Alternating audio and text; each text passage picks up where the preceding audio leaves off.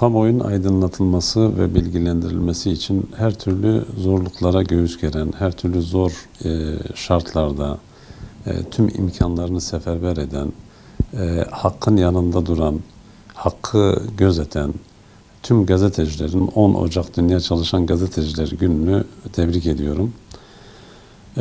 Gazetecilik gerçekten büyük fedakarlıklar gerektiren, büyük çaba ortaya konmasını gerektiren bir meslek.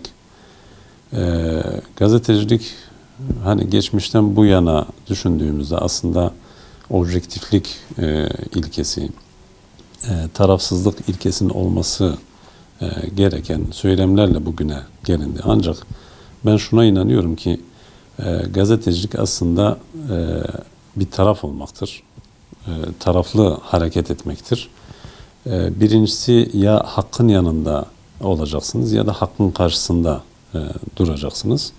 Şu an dünyada var olan gazeteciliğin, yapılan gazeteciliğin de bu olduğunu düşünüyorum ve görüyorum. Hakkın yanında duran gazeteciler, bir de hakkın karşısında duran gazeteciler oluşturdukları haberler ya da algı operasyonları bunu gösteriyor. Bu noktada gazetecilere yaptıkları işlere baktığımızda bazen bir kare fotoğraf çekmek için belki saatlerce o doğru anı, doğru kareyi beklediklerine şahit oluyoruz.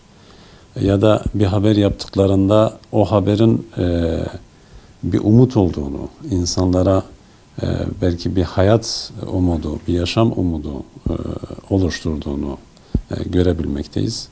Filistin'de, Gazze'de, Büyük Dönüş Yürüyüşü'nde Siyonist işgal rejiminin zulmünü ortaya koyabilmek için işte bir fotoğraf karesi, bir video çekebilmek için canlarını ortaya koyabilmekteler.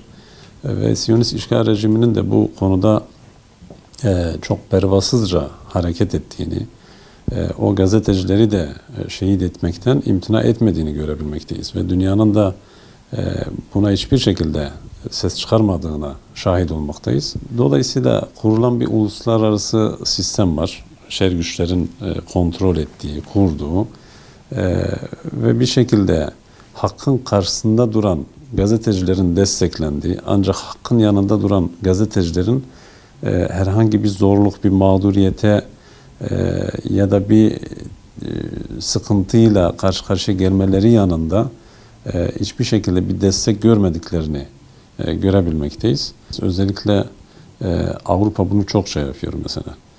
Batı'da diyelim ki herhangi bir olayda işte kanlı bir olayı görüntülemek pek göremezsiniz, pek şahit olamazsınız. Ama bakıyorsunuz ki işte bir Afganistan'da, bir Yemen'de, bir Irak'ta, bir Suriye'de patlama, işte Pakistan'da patlamalar, işte kanlı görüntüler, bakıyorsunuz ki Avrupa medyalarında çok rahat bir şekilde verilebiliyor. Yani burada bir yanlı gazeteciliği de açıkçası seziyoruz. İşte kendi halklarına gelince bir şekilde o refahı gösterme, hiçbir şekilde o karışıklığı, kaosu kendi ülkelerinde göstermeme. Ancak bu durumun İslam dünyasına gelince, İslam beldelerine gelince bir kaos, bir karmaşa içerisinde gösterilmesi ve işte bakın İslam'ın verdiği bu demeye getiren bir algı operasyonu. Hakkın karşısında duran gazeteciliğin yaptığı işler bakımından. Tabii burada destek de çok az. Yani mesela özellikle Türkiye'den olaya bakarsak hakkın yanında duran gazetecilerin desteklenmesi lazım. Çokça desteklenmesi lazım. Çünkü medya sektörü pahalı bir sektör. İşte bir kameradır, işte birini çalıştırmaktır, alet edevatlarıdır. Sadece gazetecilik anlamda da değil. Bu işin sinema boyutu vardır, tiyatral boyutları vardır. Bunların işte devletler bazında desteklenmesi lazım. Yani işte İslam ülkeleri bazından diyorum.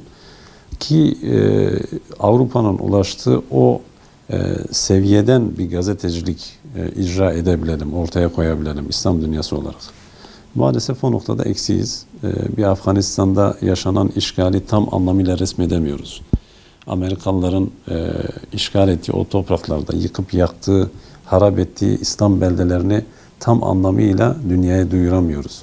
ya da Irak'taki ya da Suriye'deki ya da Yemen'deki karışıklığı tam anlamıyla sebebi budur.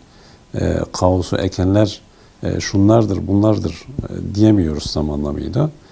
Ancak işte Batı medyasına baktığımızda işte bir Reuters, bir AFP'nin Amerikan birlikleriyle, NATO birlikleriyle operasyon bölgesine gidip o bölgelerde direkt müdahil olduklarını ve Amerikan istediği şekilde bir haber servis edildiğini görebilmekteyiz. Ancak diyelim ki işte bir Afganistan'da bir düğün konvoyunun vurulması, bir pazar yerinin vurulması, bakıyorsunuz işte bir yerel medyadan bir görüntü eğer servis edilmesi halinde dünya duyuyor bunu.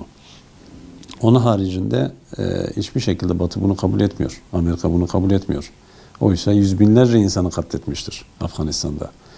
Milyonlarca insanı işte Irak, Suriye ve Yemen veya Pakistan'da katletmiştir. Veya Somali'de halen katlediyordur. Dolayısıyla bu noktada bilinçli olmak lazım. Hakkı ortaya koyabilmek lazım. Yani tarafsızlık, ilkesizlik bu tür şeyleri geçmek lazım. Hakkın yanında duran bir gazeteciliği desteklemek lazım, icra etmek lazım diye düşünüyorum.